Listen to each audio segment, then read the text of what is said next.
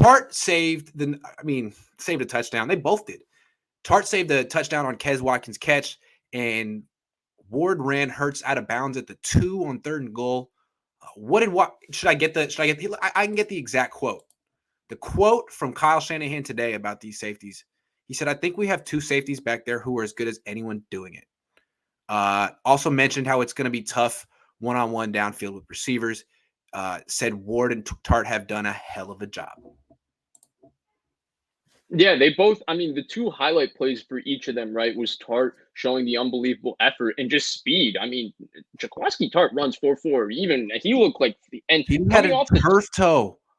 He had a and he freaking turf toe until like 3 weeks ago, man. Wow. It's also a great angle by Tart. Yep. It's a great angle. But Jimmy Ward, of course, him being able to run Jalen Hurts down to the sideline after a little bit of miscommunication going on. But I thought both of those plays were unbelievable, but they also both had individual plays on deep ball where it was just them and the receiver. Tart very early in the game, Ward a little bit later in the game, where they didn't commit pass interference. They made the play on the ball and they batted it down, which to me is very difficult, as Shanahan mentioned. But I want to go back to that quote because he said, what did Kyle Shanahan say? He said, "We have 2 safeties as good as anyone." Grant Cohn, who's been saying that these 2 safeties are like that for 1 year now? Me. Just kidding. It was you, Vish. It was you. That's right. And I thought this game really highlighted it because, they made those 2 plays that really stand out in terms of the construct of the game, but they also do a lot of little things that people don't get to see. If you saw, I think they had an early run where Tart had a great explosive first step on the fit and he blew up the run and they had 1 yard in the backfield. Jimmy Ward was aggressive. Jimmy Ward, I saw a couple of times, was manned up with Zach Ertz in the slot, was manned up with Goddard in the slot. And did Goddard or Ertz get thrown the ball? No, these 2 safeties are unbelievable. What they do doesn't get seen in the box score. But I tweeted this after the quote. It's like very few teams have 1 safety that can play in the box and you can put in the post, right? Seattle has Jamal Adams, who you can play in the box, and he's unbelievable in the box, but you can't put him in the post. And Quandre Diggs is the exact opposite. He can't play in the box, but he's terrific in the post. Maybe Buffalo's the only team that has 2 guys that do both in Hyde and Poyer. But everybody else, if you have Budda Baker that can do both, even Minka's not the best in the box, so you can't do both with them. Chargers have Derwin, who does both. Justin Simmons, John Johnson, they can do both. But the Niners have 2. Both Tart and Ward are terrific in the post. Both of them can play in the box. Both of them are very smart. They know their cues. These 2 guys, to me, are 2 of the best football players on this team. I've been saying it for a while now. And I think that what they showed is that a defense with these 2 guys healthy, Fred Warner, and you have Nick Bosa in front, can compete with anybody because they put such pressure. They have such great speed. They take such smart angles to the football. They play smart and they tackle so well as a team. I think that both of these guys are unbelievable, and I'm glad and I'm hoping they stay healthy because I think after 17 games, we might be talking about like, wow, the Niners have 2 Pro Bowl safeties. And I'll be like, yeah, they've had 2 Pro Bowl safeties. It's just those 2 guys have been unable to stay healthy for the entire season to be able to get their accolades for their play. Tom Foolery says, hot take, Eagles put too much on Mailata too quickly. A big athletic tackle can be great if his technique is sound, but Bosa exploited his inexperience. Bosa's good, too. Yeah, Bosa's really good. No, I hear what you're saying, Tom. That's a good point. Yeah. I definitely hear what you're saying. That's a good point. Alex, that's a great point. I love that point. Thank you. Sacramento Mike says, how's it going, fellas? The defensive play calling was great from the mix of zone and man. With blitz packages, Armstead, Bosa, Tart, Aziz stepped up. Yeah, the defense really was. Defense, they gave up all 3 across points. The board. It was like a 3-point output they gave up until very late. What does it take for the Niners to be Super Bowl contenders? I think we need to see more from their offense, honestly. Yeah. They've had a Super Bowl defense, but even with injuries, they had a Super Bowl defense last year, too. True. That's true. Jeff Bernardo says, do you believe Kyle is taking the same route with Trey that Andy Reid did with Mahomes and have him grow on the sideline behind the vet? Seems like it. It just seems like there's differences between them because Mahomes had a lot more playing time in college. Mahomes didn't take a year off before he came to the NFL. It seems like what Lance needs more than anything is playing time, but what do I know?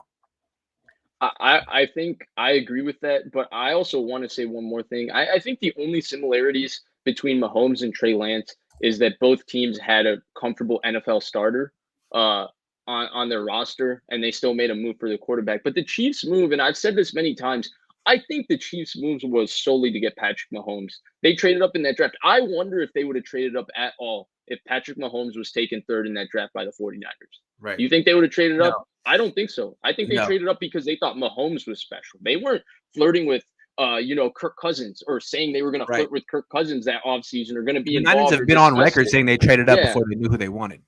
Yeah, and they also have been on record saying they flirted with Matt. They considered and went through the Matthew Stafford route. They considered Kirk Cousins and went through that route. They considered Tom Brady, went through that route. Talked about Deshaun Watson. They talked about Sam Darnold. Every available quarterback, they've had that discussion. To me, the Chiefs were happy with where they were with Alex Smith and then saw Mahomes as something special and went to get that. The Niners felt like they needed something better at quarterback, and then they ultimately landed that Trey Lance was going to be the best way for them to get better eventually at quarterback. Agree. This guy says Lenore's feet got tripped by the wide receiver on that 91-yard play. I thought he got tripped over his own Really, feet. I don't know. One way or another, he got tripped up a little bit for sure. I wish we got more replays. The broadcast sucks, man. It does. That fifth Fox crew of Chris Myers and Mark There were Schlereth. like I two like replays in Schlereth, that but game. I yeah, noticed that too. I kept having yeah. to replay it like on my own TV. Jonathan says, I know it's early, but this year's draft class already in question when the first 3 picks have only been the field for 5 plays or so.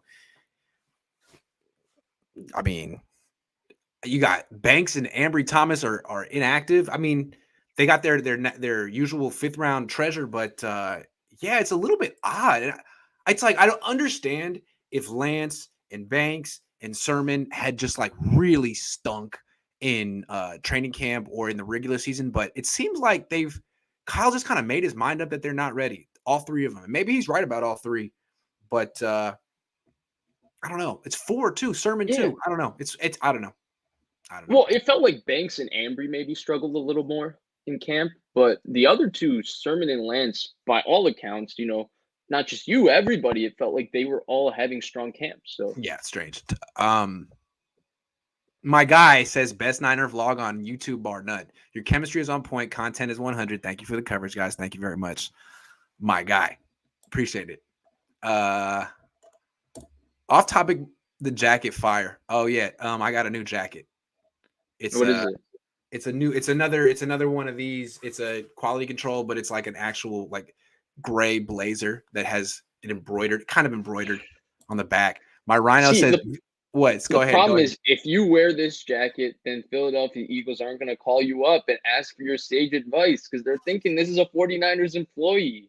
Yeah, they just don't understand. It's their loss. My Rhino says, Vish, you really impressed with your analysis and ability to look at the Niners objectively. This 25 is for you. How about just the fact that they're 2-0 on the road and sellouts to open the season?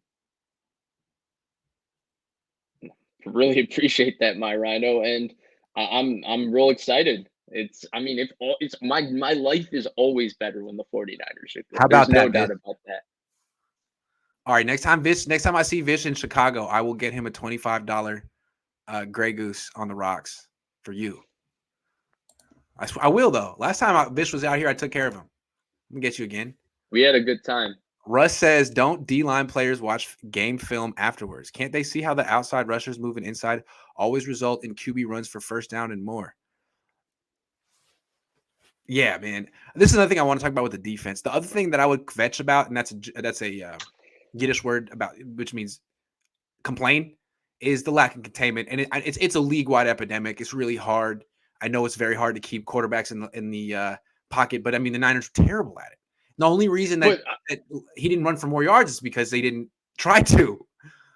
but I feel like it's a coaching point with the Niners. Yes, They don't coach their defensive to linemen read, to to be read. to play with gap integrity. They've No, invested all their money in their defensive line. They want D Ford, Eric Armstead, Nick Bosa to have blinders and go get the quarterback. And then obviously Saleh kept talking about it in 2019. Stop the run on the way to the quarterback. They want them to get the best quarterback way to first. stop pocket quarterbacks for sure. But then mobile quarterbacks, it just makes it easier for them. To me, it's like I don't know. Like when quarterbacks are on the perimeter, it's a lot like 3-point shots in the NBA. For a long time, it was poo-pooed. You don't run your offense that way. You have to get close to the basket.